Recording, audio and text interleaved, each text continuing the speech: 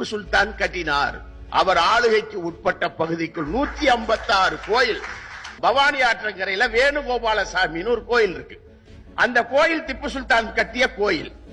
அந்த 108 தூண்ல முதல் தூணில் இன்றைக்கும் திப்பு சுல்தான் சிலை இருக்கிறது. ஒரு கோவில்ல சலாம் மங்கல் ஆரத்தின்னு ஒண்ணு இன்னைக்கு எடுத்துக்கிட்டு இருக்காங்க. திப்பு சுல்தானுக்கு முதல் வணக்கம். அந்த கோயில் பேரு கொல்லூர் மூகாம்பிகை கோயில்.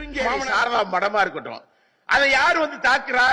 மராத்தியத்தில் இருக்கக்கூடிய பேஸ்வா பிராமணர்கள் தாக்குகிறார்கள். சிருங்கேரி மடம் இவர் ஆளுகைக்கு உட்பட்டது காப்பாற்றப்படுகிறது. கொல்லூர் மூகாம்பிகை கோயிலை கட்டுகிறார். நஞ்சன்கூடு ஸ்ரீ கண்டேஸ்வரர் கோயில் முக்கியமான கோயில். அந்த கோயில் கட்டுகிறார். மாண்டியாவில் இருக்கக்கூடிய ரங்கநாத சாமி கோயில். இப்ப நீங்க விட்டீங்கன்னா எனக்கு டைம் தந்தீங்கன்னா நான் 156 கோயிலையும் சொல்றேன். எந்த கோயில அவர் கட்டினாரு அப்படின்னு நான் இப்ப சொல்லுவேன். அது சொல்ல முடியுமா? அவர் இந்துக்களுக்கு எதிரானவர் என்று எவ்வளவு பேச முடியுமா? ஆனா அவர் அவ்வளவு கோவிலை கட்டினார். ஒரு மன்னனாக இருந்து செயல்பட்டார்.